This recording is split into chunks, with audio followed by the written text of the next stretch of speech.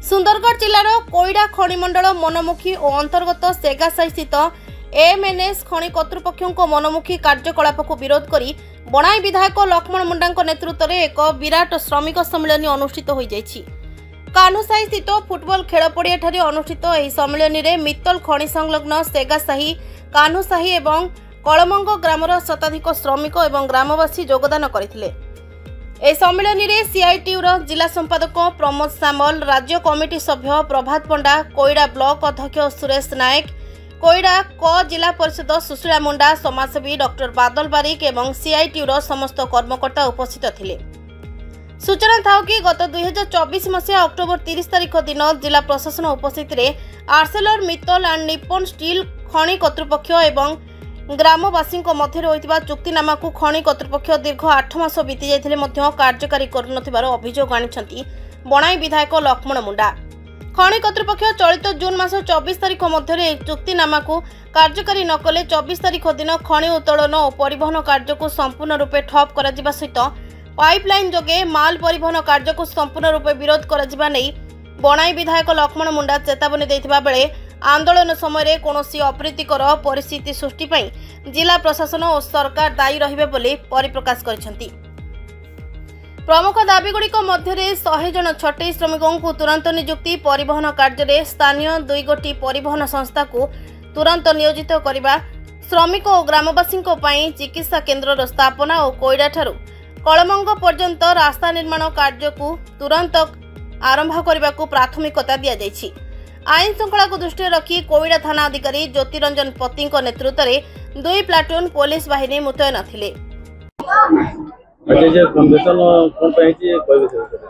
आज आमर सेगासाही मित्तल माइंस सम्मुख में कन्वेन्शन है। मुख्यतः 8-9 मास तले सेगासाही माइंस विभिन्न समस्या नहीं आम जिलापाल और उपजिलापाल सम्मुख में एक त्रिपाक्षिक चुक्तिनामा होता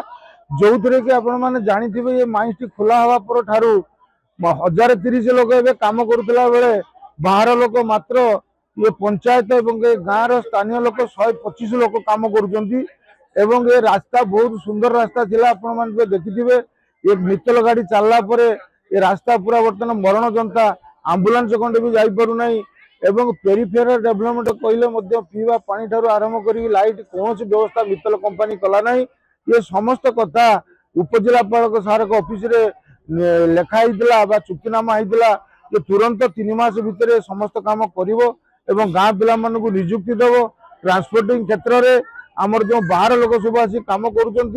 पंचायत रु 2 जन ट्रांसपोर्टर को से काम देवे ये कथा भी से लिखित भाव में दिए मित्तल वाला आमर उपजिलापाल सार सामने किंतु आज पर्यंत 8 मास बीतीगले किसी से मानिला ना कि भी से कला ना प्रशासन को कथा को भूक्षेप करूना। तेणु आम आपण मान मध्यम अनुरोध करने को चाहूँ जे प्रशासन को जो लिखित देकी से ठकुची तुरंत प्रशासन या पदक्षेप नौ एवं आमर सरकार होती आदिवासी सरकार। आज आदिवासी अंचल माइंस चली आज 1030 लोग बाहर अंचल लोक काम कर मात्र 125 लोग स्थानीय लोक काम कर जंगल सफा हो जाऊँगी, रास्ता घाट खराब होउची, मेडिकल सुविधा नहीं, तुरंत मित्तल उपरे एक्शन हवा दरकार। जदि ये कथा न हुए आमर जो चुक्तिनामा कार्यकारी न हुए ताले 24 तारिख दिन ये अंचल साधारण लोक तांकर दाबी नहीं मित्तल माइंस सामने धारणा बसवे एवं तार समस्त काम को बंद करेंगे जे पर्यंत आमर चुक्तिनामा कार्यकारी न होई। कोईडारू अक्षय विश्वाल का रिपोर्ट, नारद न्यूज ओडिया।